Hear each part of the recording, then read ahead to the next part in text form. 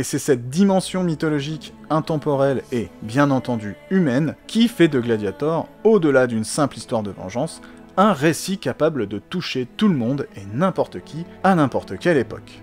Mais c'est également cette dimension mythologique, intemporelle et humaine qui, au cours des années 2000, a été peu à peu désavouée au profit du divertissement dénué de toute épaisseur, faisant du cinéma grand public, durant les années 2010, ce que Gladiator nous avait intrinsèquement dit qu'il ne devait pas devenir, à savoir un écran de fumée destiné à détourner l'attention du public.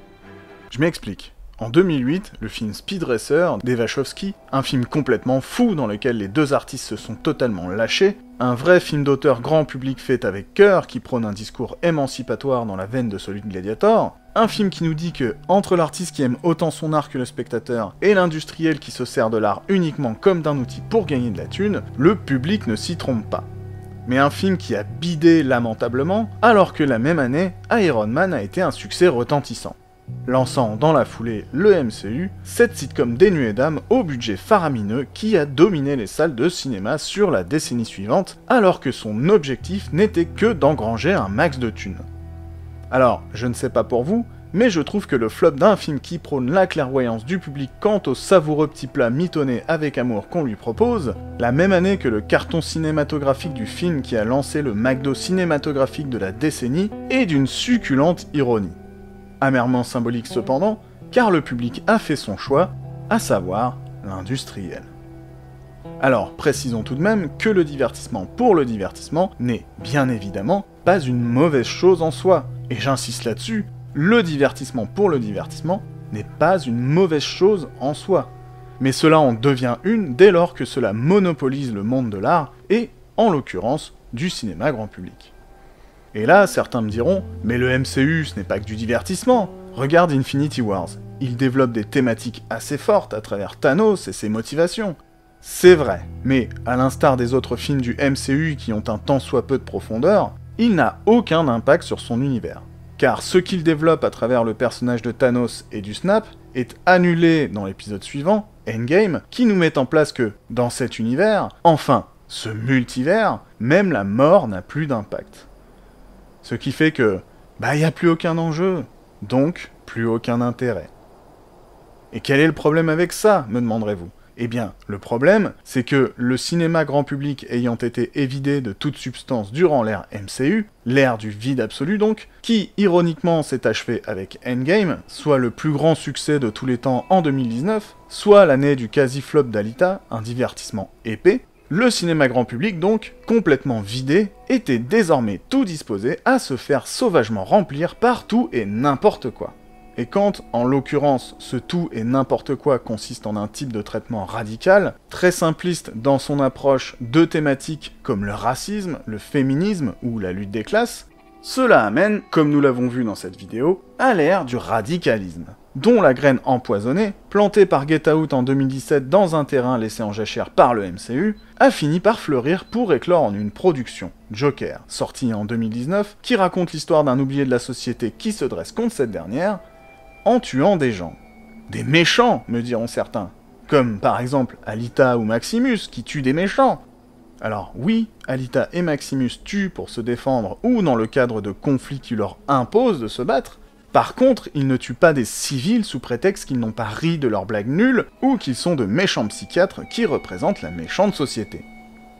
Car oui, selon Joker, la société est responsable de mes problèmes, j'ai, par conséquent, le droit de m'attaquer à ses représentants, les citoyens donc. Joker légitime l'extrémisme, au même titre que Get Out, sorti en 2017, ou encore Athena, sorti en 2023, qui lui légitime carrément le terrorisme anti-occidental.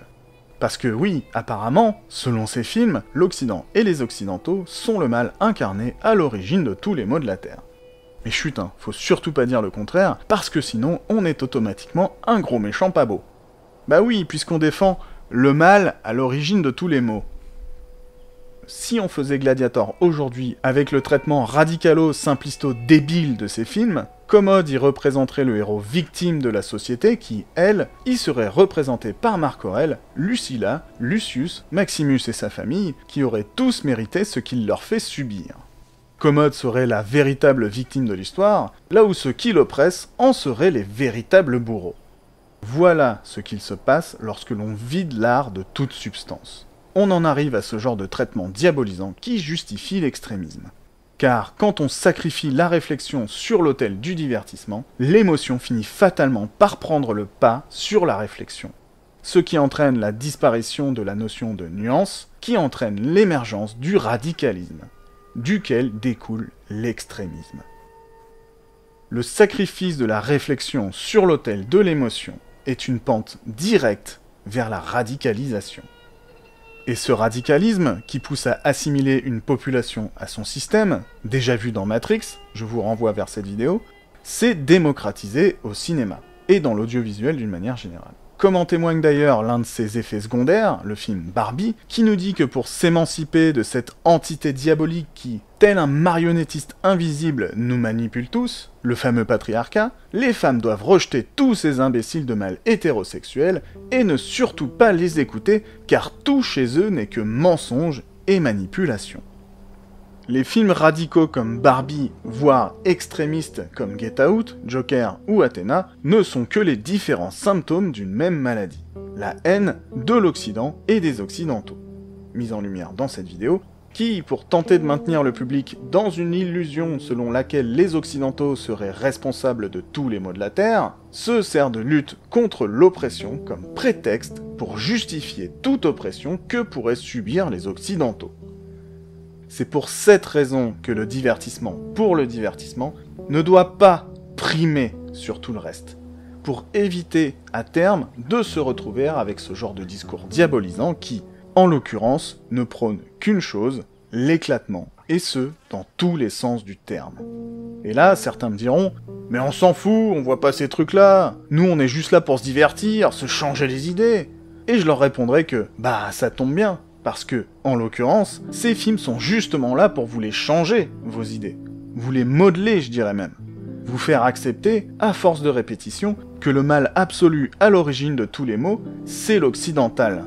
Et que, par conséquent, si vous remettez ce postulat en question, c'est parce que, en toute logique, vous êtes un méchant occidental. L'incarnation du mal, le diable.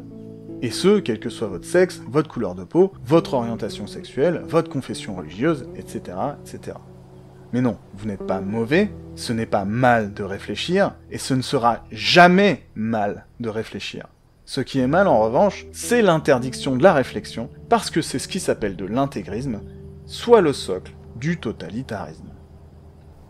Il est de notre responsabilité, à nous, spectateurs, de ne pas privilégier le divertissement pour le divertissement, afin d'éviter de prendre le réflexe de détourner notre attention, en l'occurrence d'un discours dangereux, afin de voir plus loin que l'image qu'on nous présente, d'écouter et de comprendre, au-delà de notre émotion, ce qu'on essaie de nous dire à travers une œuvre, afin d'éviter de nous retrouver emprisonnés dans une illusion totalitaire qui, entretenue par la censure, nous empêche de la remettre en question.